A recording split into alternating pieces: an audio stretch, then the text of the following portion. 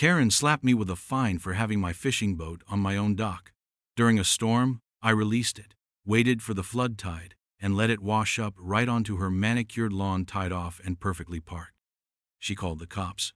Turns out, it was still legally docked on my property that extended 6 feet under her azaleas. It began, as these things often do, with a pastel-colored piece of paper tucked under my windshield wiper, a shade of salmon that perfectly matched the inflamed hue of Mrs. Henderson's face when she was truly agitated. Karen, as my late wife Martha used to call her with a sigh that could wither roses. President Henderson, I corrected myself, recalling the gold-plated name tag she wore to every HOA meeting like a 5-star general. The notice, typed in a font that screamed passive aggression, Comic Sans, naturally, detailed Violation 7, BXI, improper mooring of watercraft visible from common areas.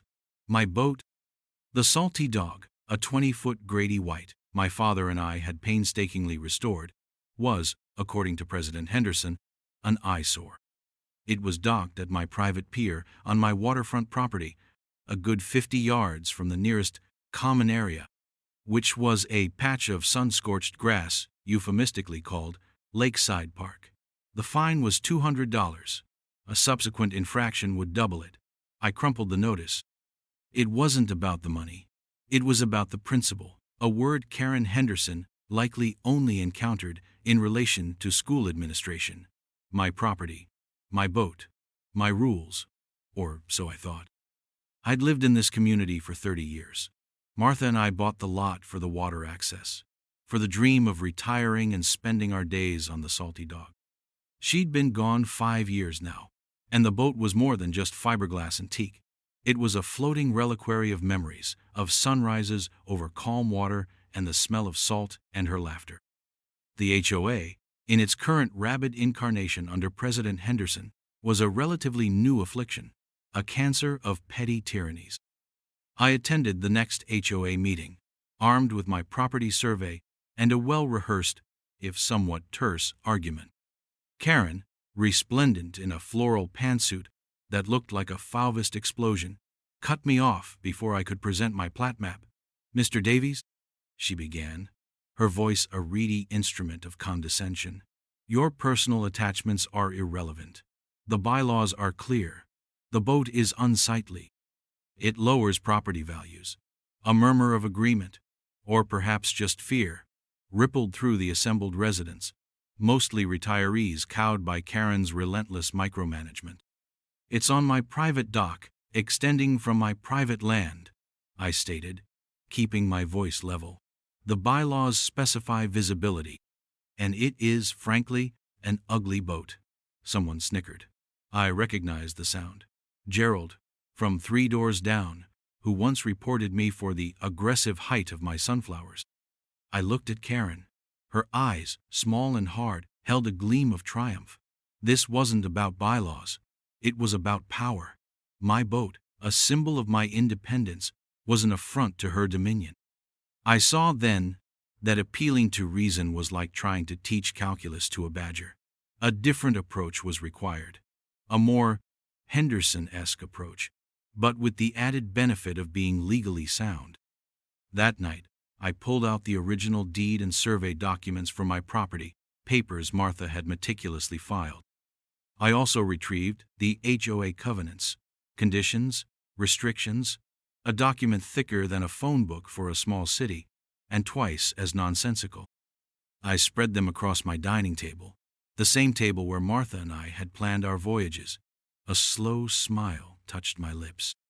Buried deep within the archaic legalese of the original plat, a forgotten surveyor's note, a barely legible annotation from 1958, when the development was first carved from marshland, detailed a peculiar easement. My property line, it seemed, didn't stop at the water's edge, or even at the rickety seawall shared with the Hendersons next door. It extended. The initial fine was followed by another, then a certified letter threatening a lien. Karen Henderson was escalating, her missives growing increasingly unhinged, accusations of willful defiance and community endangerment. How my docked boat endangered anyone was a mystery. unless she planned to trip over its mooring lines in the dead of night while trespassing. I paid the fines, documenting each payment meticulously.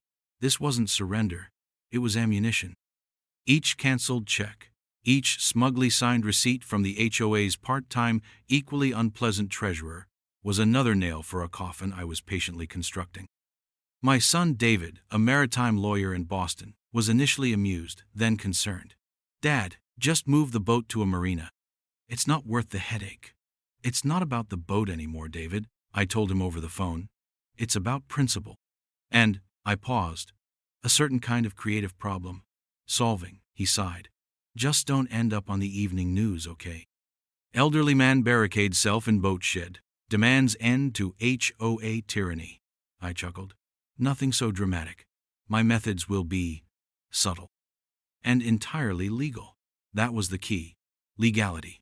Karen Henderson wielded the HOA bylaws like a cudgel, often misinterpreting them to her advantage. I would wield actual law, immutable and precise. I spent evenings studying tide charts, weather patterns, and local ordinances regarding salvage and adrift vessels. I reread the ancient surveyor's note on my plat map a dozen times, cross-referencing it with county records. The language was archaic, but the intent was clear. My property line jogged, extending a curious 6-foot-wide finger under what was now Henderson's meticulously manicured, award-winning front lawn, specifically beneath her prized collection of Emperor's Crimson azaleas. It was a remnant of an old access path to a shared well, long since capped and forgotten when city water arrived. But the property line, never formally amended, remained. Henderson's azaleas, her pride and joy, were, in a very real sense, squatting on my land. The irony was delicious. The salty dog, my father's legacy, Martha's joy, was about to become an instrument of exquisite, legally unimpeachable revenge. I started making quiet preparations. I checked the hull of the salty dog for absolute seaworthiness, not that she was going far. I replaced the old mooring lines with brand new, high-tensile strength nylon rope, far more than needed for a simple docking. I bought a small, discreet, waterproof GPS tracker and attached it to an inconspicuous cleat. I also invested in a high-quality, weatherproof security camera, solar-powered, which I mounted on the side of my house, angled perfectly to cover my dock, the shared seawall, and a significant portion of Henderson's waterfront, including the sacred azalea bed. The camera fed directly to a secure cloud server and to my tablet. Surveillance, Karen style, but for a righteous cause. My neighbor to the other side, old Mr. Abernathy, a retired meteorologist with a penchant for conspiracy theories and an equally profound dislike for Karen Henderson, became an unwitting, then witting ally. He'd noticed my late-night perusals of weather charts. "Expecting a squall, Arthur?" he'd asked one evening, peering over the fence, his eyes twinkling. I decided to confide in him partially. "Just ensuring the salty dog is secure, Abernathy. Wouldn't want her drifting." His eyes narrowed. "Drifting, you say?" "Henderson's been particularly vitriolic about that boat." "Indeed," I said. "She considers it a blight." Abernathy snorted. "That woman considers oxygen a blight if it's not benefiting her directly. Keep me posted, Arthur. I enjoy a good atmospheric disturbance." He knew something was afoot, and he approved. The why, as David had questioned, was simple. The salty dog wasn't just a boat. It was the last, tangible link to the best years of my life. My father, a man of few words but deep affection, had bought the original, dilapidated hull when I was a teenager. We'd spent weekends, then years, sanding, fiberglassing, wiring, painting. He taught me patience, the value of meticulous work, the quiet satisfaction of bringing something broken back to life. He'd named her the Salty Dog, after an old sea shanty he used to hum. When Martha came into my life, she fell in love with the boat almost as much as she fell in love with me, or so she teased. Our courtship involved more trips to the hardware store for marine varnish than candlelit dinners. Our honeymoon was a week-long trip up the intracoastal waterway. Every anniversary, every birthday, Every significant moment was marked by an outing on the Salty Dog. We'd talked about sailing her south for the winter when we retired. Martha had even picked out the marinas. Then the diagnosis came, swift and brutal. The chemo, the false hopes, the quiet despair. In her last lucid months, she made me promise two things: scatter her ashes in the Gulf Stream from the deck of the Salty Dog, which I did, and never let anyone, make me give up the boat. She's our history, Arthur, she'd whispered, her hand frail in mine. She's our joy.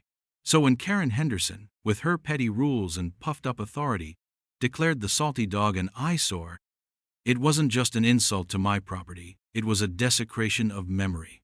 It was an attack on Martha. My quiet grief, long dormant, sharpened into a cold, focused anger. This wasn't just about fighting an HOA, it was about defending a legacy. The fines, the threats, they were gnats. But the disdain she showed for something so profoundly meaningful, that was a line crossed. I would not engage in her shrill theatrics. I would not argue in her kangaroo court meetings. I would respond with precision, with irrefutable logic, and with a touch of the poetically just. The Salty Dog would not be moved to a soulless marina slot, miles away. She would remain. And she would, in her own way, deliver a message.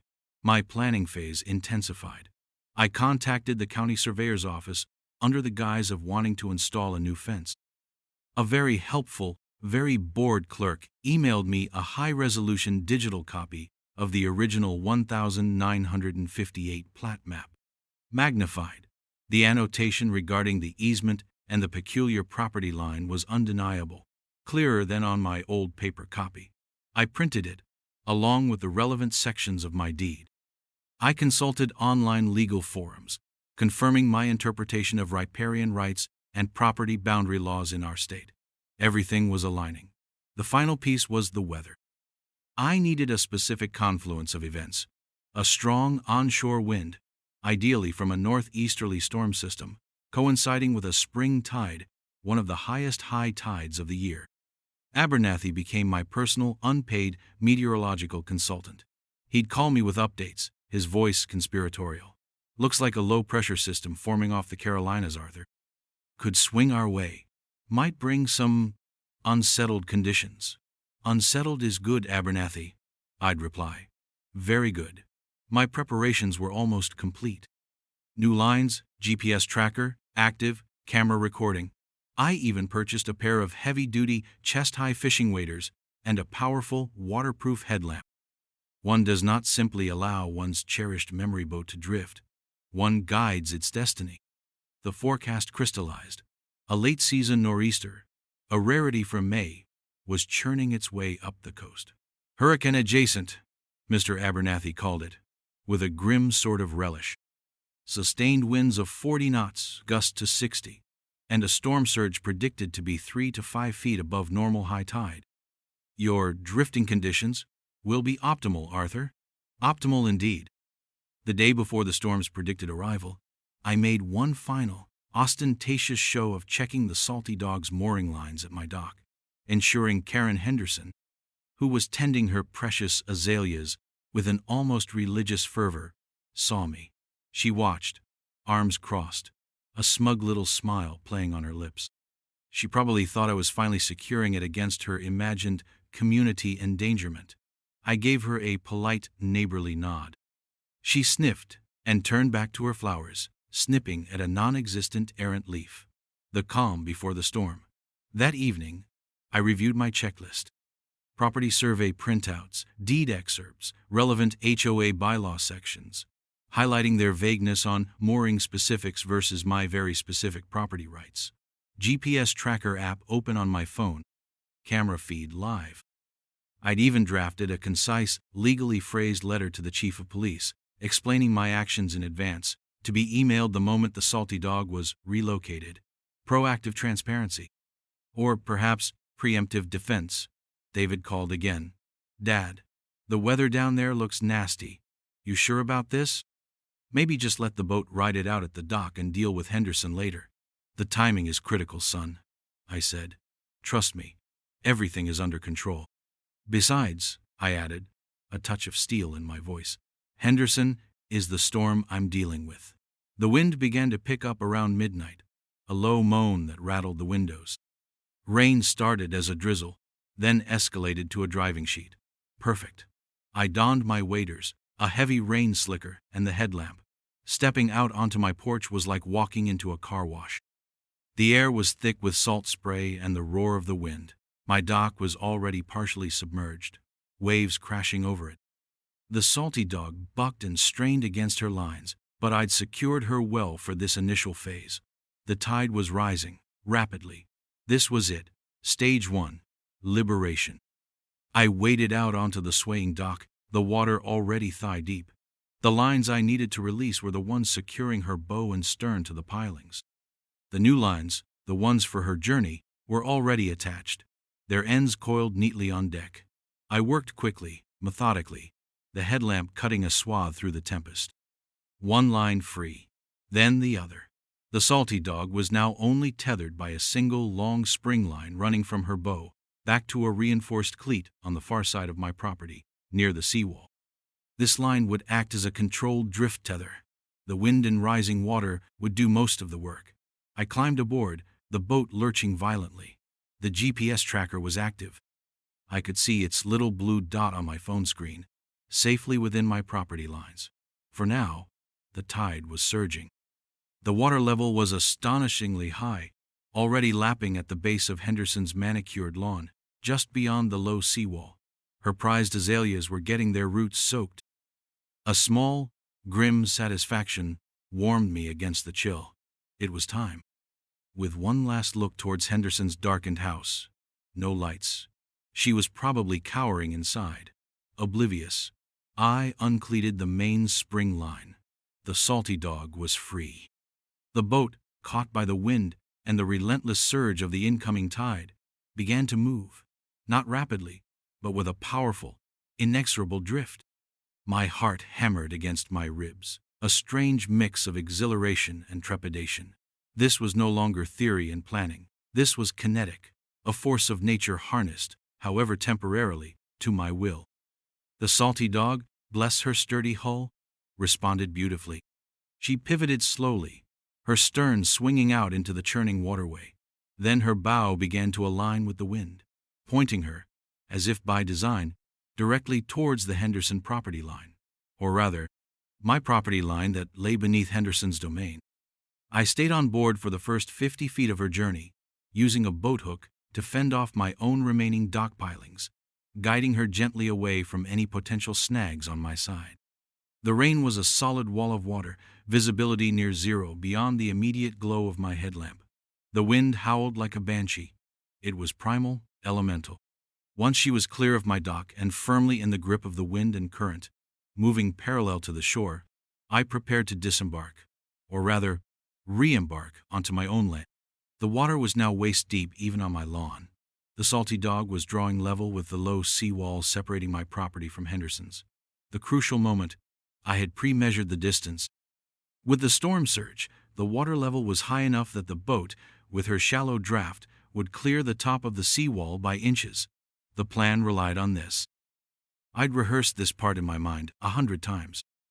As her stern began to pass the invisible boundary line demarcated by the last concrete post of the seawall on my side, the post that marked the beginning of that 6-foot jog inland of my property, I paid out more of the guide rope I still held, a strong nylon line I'd attached earlier, its other end secured to a sturdy oak tree well within my undisputed territory.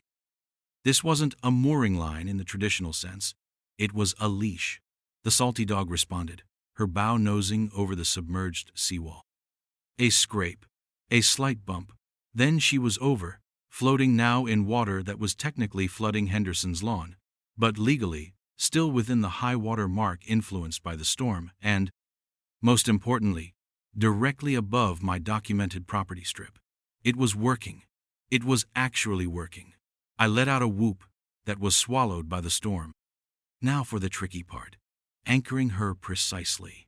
I jumped off the boat into the churning, debris-filled water, now almost chest-high on Henderson's lawn. The footing was treacherous. I half waded, half swam, pulling the salty dog gently but firmly along the invisible corridor of my extended property line, deeper into Henderson territory, until her bow was almost nudging the foundation of Henderson's raised patio. The azaleas, poor things, were submerged, their crimson blooms looking like drowned jewels in my headlamp beam. I felt a fleeting, almost imperceptible pang of guilt for the azaleas. Almost. Then I remembered Karen's smug face. The guilt vanished. I had brought 2 heavy-duty corkscrew ground anchors with me, the kind used for securing small aircraft or large tents in high winds. With considerable effort, wrestling against the current and the sucking mud, I screwed them deep into the soil, one off the bow, one off the stern.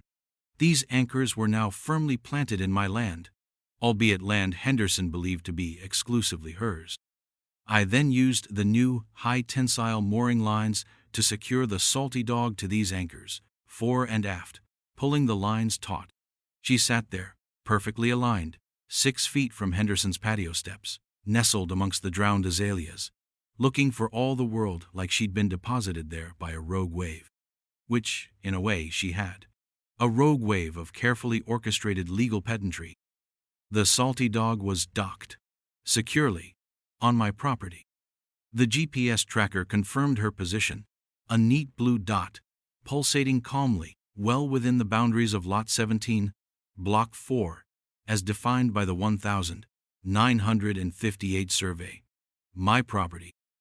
I double-checked the lines, the anchors, everything was solid. She wasn't going anywhere, unless Henderson had a crane.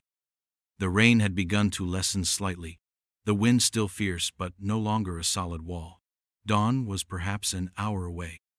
I waded back through the receding floodwaters, now only knee-deep on Henderson's lawn, climbed over the seawall, my seawall technically at that point, and onto my own saturated property.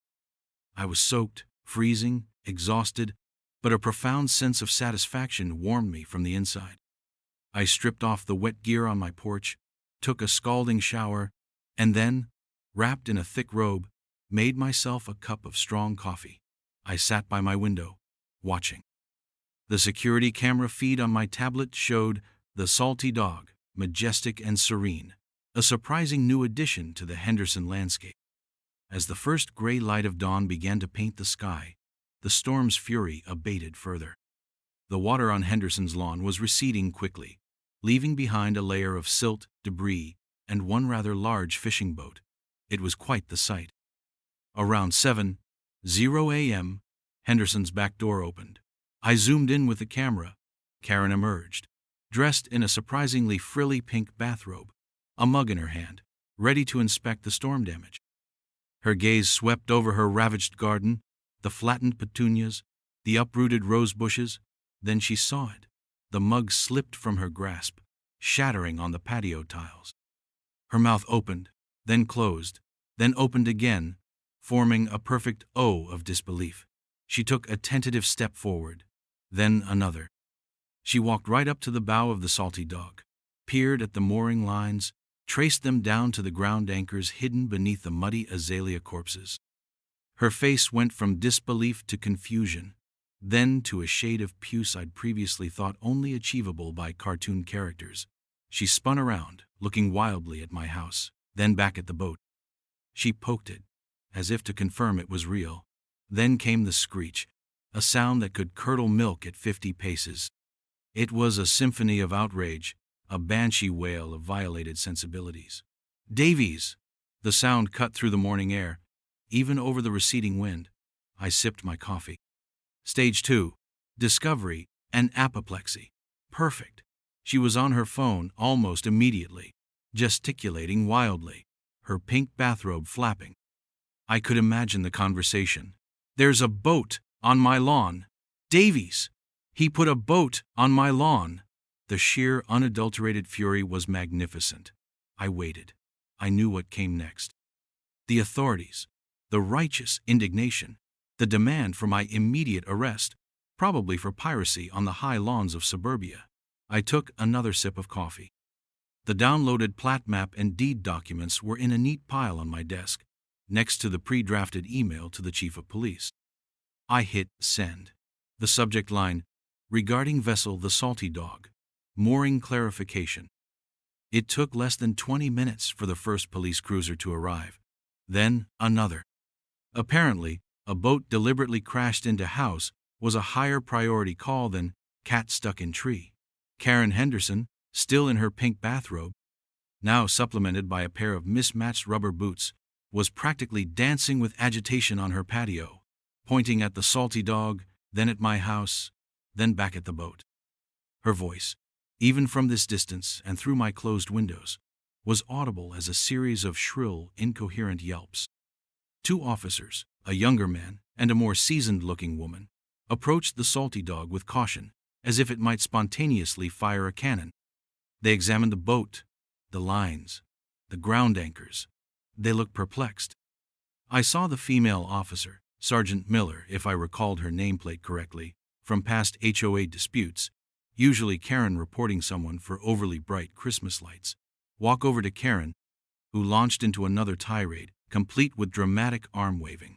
Sergeant Miller listened patiently for a moment, then held up a hand to stem the flow. She spoke into her radio. I decided it was time for my entrance. I put on a dry pair of slacks, a comfortable sweater, and my most benign, slightly bewildered expression. I strolled out my back door and ambled over to the seawall, stopping precisely on my side of the property line. "Good morning, Sergeant Miller," I called out, my voice calm and reasonable. "Quite a storm last night." Sergeant Miller turned, her expression unreadable. Karen Henderson whirled around, her face contorted. "Davies! You monster! You did this! Arrest him! Arrest this lawn pirate!" Sergeant Miller ignored Karen. "Mr. Davies, we have a report of your boat being on Mrs. Henderson's lawn." "Ah, yes, the Salty Dog," I said, nodding. "Terrible storm, wasn't it? She seems to have repositioned herself. Luckily, she's still securely moored." "Moored?" Karen shrieked. "She's impaled my azaleas. She's on my land." "Actually, Sergeant," I said, producing a plastic-sleeved copy of my property survey from my pocket, "if you'll examine this, you'll find that the Salty Dog is, in fact, moored entirely on my property. An old easement, you see, extends 6 feet under Mrs. Henderson's former azalea bed." I offered the document. Sergeant Miller took it, her eyebrows rising as she studied the faded lines and annotations. The younger officer peered over her shoulder. Karen sputtered. "Lies! That's preposterous. My lawn is my lawn." "Deeds and county records tend to be rather persuasive, Mrs. Henderson," I said mildly. "I emailed a full package of documentation to Chief Brody's office about an hour ago. He should have it. It clarifies the somewhat unusual, but entirely legal, property boundary here." Sergeant Miller looked from the survey to the boat, then back to the survey. A slow dawn of understanding and perhaps a touch of amusement spread across her face. "So, this 6-foot strip, it's yours?" "Indeed," I confirmed. "Always has been. The Salty Dog is therefore legally docked. A bit unconventional, perhaps, given the storm's assistance in her relocation, but perfectly within my rights." Karen looked like she was about to spontaneously combust. But the HOA? The bylaws. You can't just park a boat there." "The HOA bylaws, Mrs. Henderson," I said, my voice hardening slightly, "govern common areas and restrict nuisances. They do not supersede legally recorded property deeds. And as for visibility, well, she's certainly visible now, isn't she? But she's not on common ground, nor is she, by any legal definition concerning my actual property, improperly moored." Sergeant Miller handed the survey back to me. She looked at Karen, then at the boat, then back at Karen.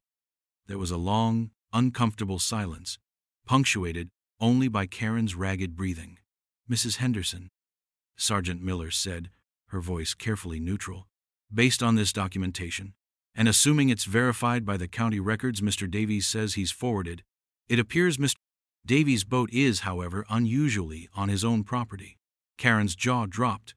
"But it's an outrage. It's hideous. It's crushing my prize-winning azaleas. The aesthetics are, perhaps, a Civil matter, ma'am, Sergeant Miller said, a hint of weariness creeping into her tone. Or an HOA matter, if it violates a specific bylaw that doesn't conflict with his property rights. But from a law enforcement perspective, if the boat is on his property, as the survey indicates, there's no criminal offense here. No trespassing, no vandalism of your property, as the land beneath it appears to be his. The younger officer was visibly struggling to suppress a grin. He coughed and turned away, pretending to examine a piece of driftwood. Karen Henderson seemed to deflate. The puce color drained from her face, leaving it a sickly gray. "But my lawn," she whispered, her voice cracking. "My azaleas. Perhaps," I suggested gently, "you might consider it an innovative form of xeriscaping. Very low water usage. Those anchors." Sergeant Miller shot me a warning glance, but her lips twitched. "Mrs. Henderson," she continued, "I suggest you consult with your own legal counsel and the HOA's counsel regarding the property lines and any applicable covenants. For now, we won't be taking any action against Mr. Davies." She nodded to me. "Mr. Davies, try to keep your boat securely moored." "Always, Sergeant," I replied. "Safety first." The officers departed, leaving Karen Henderson standing amidst the wreckage of her garden and her authority, staring at the salty dog as if it were an alien spacecraft. Several neighbors had gathered by now, drawn by the commotion and the police cars. Old Mr. Abernathy was prominent among them, leaning on his fence with a broad smile, giving me a subtle thumbs up. Mrs. Periwinkle from across the street, who Karen had fined for unharmonious wind chimes, had her phone out, clearly recording. The public reckoning phase was well underway. Karen looked around at the watching eyes, her face crumpling. For the first time, I saw not a tyrant, but a diminished, humiliated woman. It wasn't triumph I felt, not entirely. It was closure. She turned and stumbled back into her house, the pink bathrobe dragging in the mud. The door slammed shut. The salty dog sat, resolute and still, a monument to defiance, a sentinel guarding a forgotten property line. And, I had to admit, she looked rather splendid against the backdrop of Henderson's rapidly deteriorating landscaping. A definite improvement over the azaleas, in my humble opinion. The aftermath was quiet, at least from Karen. The HOA, however, went into overdrive. An emergency board meeting was called. Lawyers were consulted, at considerable expense to the membership, I later learned. The county surveyor's office was bombarded with inquiries. But the old plat map, the deed, the surveyor's forgotten annotation, they were immutable. My 6-foot strip of land, extending like a defiant finger into Henderson territory, was undeniably mine. The salty dog remained. I made no effort to move her. Why would I? She was legally and securely docked. The image of her, nestled amongst the remnants of Karen's prize-winning azaleas, became a local legend. People would drive by slowly, pointing. Mr. Abernathy started referring to my property as Port Davies. The HOA sent me a flurry of increasingly desperate letters. They tried to invoke nuisance clauses, aesthetic violations, even unapproved modification of landscape, apparently.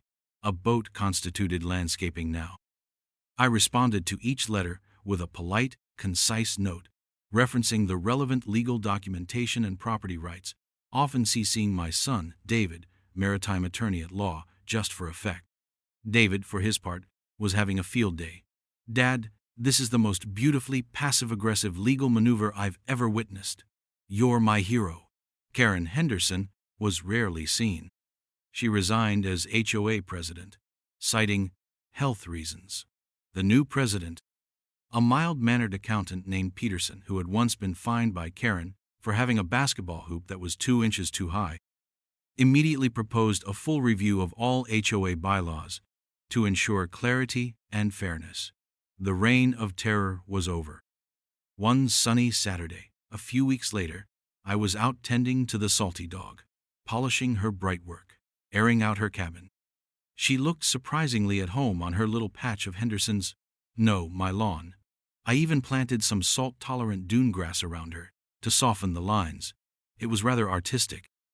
Peterson, the new HOA president, walked over, extending a hand. Mr. Davies, Arthur, look, the board, we've reviewed everything. The lawyers concur. That strip of land is yours. The boat, well, it's unconventional, but it's your right. Thank you, Peterson, I said, shaking his hand. Appreciate you saying that. The thing is, he continued, looking a bit sheepish, the HOA is prepared to offer to purchase that 6-foot easement back from you. For a fair market price, of course. It would simplify things. For Mrs. Henderson, too. She's taking this hard. I considered it. The salty dog had made her point. Martha's memory had been honored. Justice, in its own peculiar way, had been served. But the thought of Henderson getting her precious azalea bed back exactly as it was, it lacked a certain poetic completeness. Tell you what, Peterson, I said slowly. I'm not interested in selling. However, I might be amenable to a long-term lease. Say 99 years. For a nominal fee. $1 per year. Peterson blinked. $1? And, I added, one condition. The HOA must install a small, tasteful bronze plaque. Right here. I indicated a spot near the bow of the salty dog.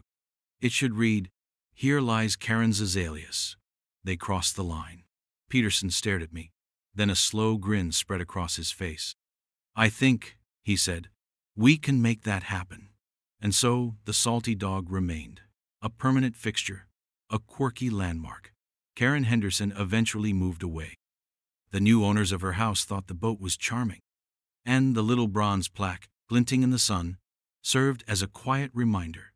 Sometimes, the most effective way to deal with a bully is not to raise your voice, but to lower the boom, with the full, unassailable weight of the law, and perhaps a well-placed fishing boat. My property, my boat, my rules. Finally,